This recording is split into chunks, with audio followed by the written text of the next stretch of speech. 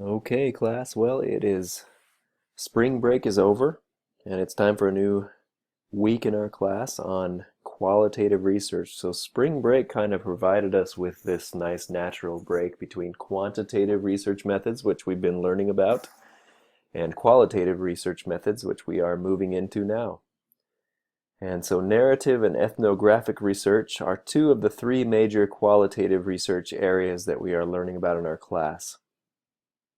And so that's what you're learning about this week. Narrative research is about stories and about individuals telling their stories and the research and the reports that can be done about those stories. And then ethnographic research is a study of a certain culture or behavioral, societal or behavioral patterns within a certain culture or group.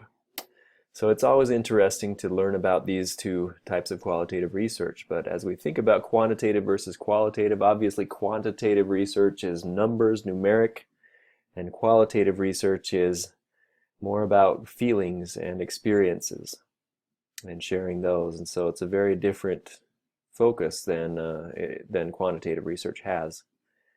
So you're going to be reading chapters 12 and 13 on these different types of research and also taking the quizzes on those chapters. And then listed down at the bottom here is the research activity.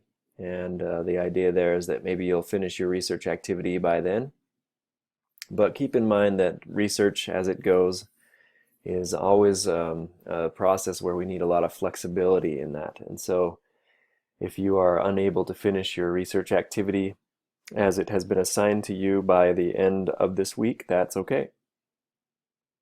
So it might be good to check in with me though if you're not able to finish it up by the end of this week, just to see how things are going.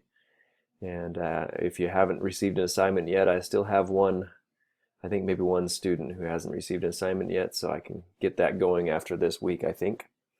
And so, but just as a reminder, it is a flexible deadline for that research activity. So that's what's going on this week, but I want you to continue reading the research articles to prep for your final lit review. This will add on to your preliminary literature review that you did before. And so keep reading those articles, keep doing what you can in your area of research that you're interested in, because obviously there are going to be more assignments due later. In a couple of weeks you'll have a design participants procedures assignment due on your research study, and then the final lit review I believe will be due the week after, April 3rd through the 8th, where you will add 15, you'll have to have 15 or more sources of information. So it's very much like the preliminary one, except you need to kind of take the feedback that you got from me on the preliminary one and make it into a longer one and update it based on the feedback. So that's what's going on this week. And as far as things go, I just wanted to remind you or give some information about document format in APA. So APA document format is different than maybe some of you are writing. Some of you are doing a pretty good job on this, but I felt like it would be useful. So for APA format, in the header, for instance, we have a running head. And we have whatever we have for our title of our project or our paper is going to go after the running head colon in all caps. And so that's easy enough to do, right? You just double click on the header area and you type this information in, running head, and then academic achievement in adolescence. As you can see, that's the title here. Now for the first page of an APA document, you have the title, and you put that down in the middle somewhat. And then a couple of lines later, of course, everything in an APA document formatted document is double spaced. There's no single spacing really anywhere. And then you have your name, and then the university or institution that you are working with on this paper or working for.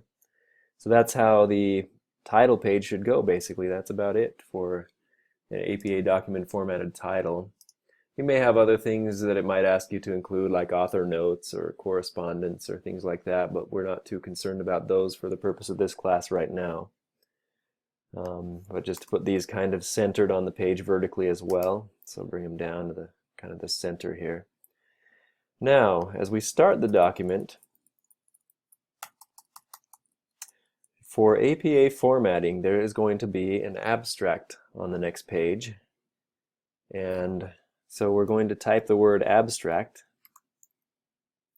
and then the abstract is, and we want to left justify the abstract paper, or the abstract wording, is a brief synopsis of what the paper's all about. It's only a paragraph or so, maybe 5-6 sentences about what the paper is all about, including the findings from the paper, or the proposal, or whatever the final conclusion is. It includes that so that somebody can read the abstract and really get a good idea of what's going on with this paper. And they'll be able to tell from the abstract whether they want to invest the time in reading the full paper after that. So you'd might type in something like this paper explores several modes of measuring academic achievement. I'm just making all this up, by the way. Obviously, for yours you won't. And you might even include in the abstract some citations, some in-text citations.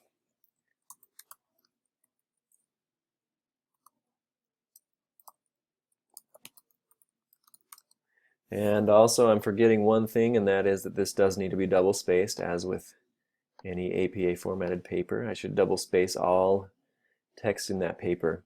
So that is what we have so far for document format. This will get you a long way. Now there is one thing that is missing, and that is page numbers. So if I double click here and I choose header and footer and I choose page number, I can put that there. And I can actually choose a little bit more, obviously this one, I want this to be over on the right hand side. That's where page numbers belong for APA format. So there's page number now. If I go down, that should hopefully add it into the rest of the page numbers. One thing that's kind of interesting though, and you can actually choose, again, you can choose header and choose page number here as well. This might be the better way to do it actually. Let's see. Well, actually these formats aren't doing so well for me.